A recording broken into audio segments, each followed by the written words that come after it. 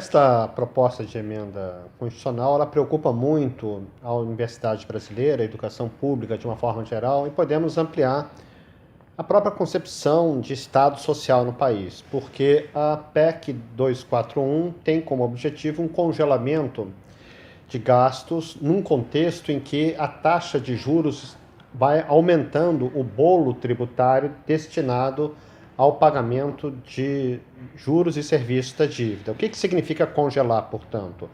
Permitir o aumento permanente de gastos com a dívida e, ao mesmo tempo, teremos que reduzir drasticamente os gastos com o Estado social.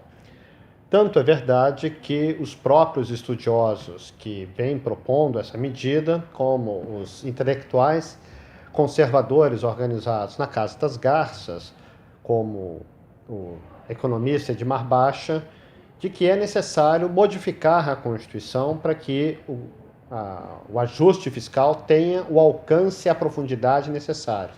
O que significaria hoje mudar a Constituição? Fundamentalmente, o fim da gratuidade das universidades públicas, teríamos a desvinculação de receitas tributárias para educação e saúde, uma redução da universalidade do SUS, o que significa, obviamente, que o SUS deixaria de ser um sistema universal, desvinculação dos benefícios sociais da Seguridade em relação ao salário mínimo, em suma, um conjunto de medidas que expressa de forma contundente uma quebra nos principais direitos sociais assegurados na Constituição Federal de 1988. Então, estaremos dentro de um contexto de muita diversidade para os direitos sociais no país e a educação pública seguramente em risco.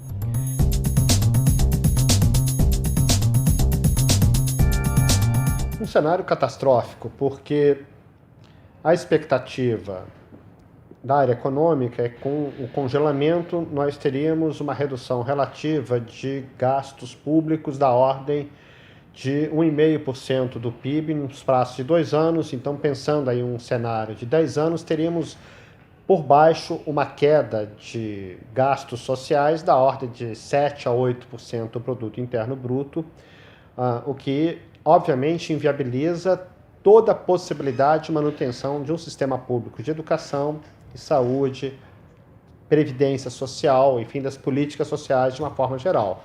É importante destacar que hoje o gasto educacional no Brasil, todo o gasto, somando os municípios, estados, tudo, temos aproximadamente 5,5% do produto interno bruto. Então dá para imaginar a escala do que significaria hoje termos uma perda de verbas públicas da ordem de 7% do PIB num prazo de 10 anos.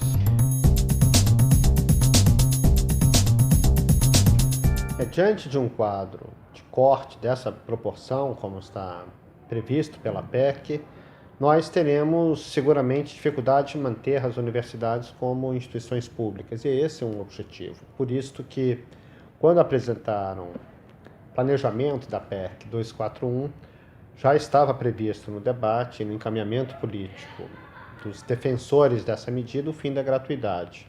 Em outras palavras, como o Estado deixaria de financiar as universidades públicas, teríamos um peso crescente do custeio feito pelos próprios estudantes, o que é uma aberração em termos dos princípios constitucionais e republicanos, porque temos nos povos outras alternativas para cobrança de mensalidade, como, por exemplo, uma tributação proporcional à renda e ao patrimônio. O imposto progressivo responderia às necessidades de receitas para a manutenção das universidades. É importante destacar que isso, no Brasil, tem repercussões graves, não só na formação humana, mas também na produção do conhecimento, na medida em que o grosso da ciência no Brasil é desenvolvido, o fundamental da ciência no Brasil é desenvolvido hoje nas universidades públicas, né, que são responsáveis por mais de 85% da pesquisa no Brasil.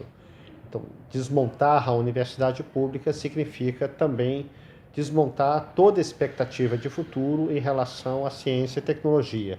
Os povos necessitam de conhecimento, necessitam de ciência, de tecnologia para poderem forjar uma outra perspectiva para o bem viver temos desafios estruturais hoje na humanidade, como as mudanças climáticas globais, o futuro da água, né, os recursos hídricos de uma forma geral. Nós temos desafios no campo da energia, da educação básica, da saúde pública. Temos as arboviroses se espalhando em diversas partes do planeta e precisamos ter ciência para entendermos como é que funciona a zika, como é que podemos atuar, produzir fármacos, vacinas, etc.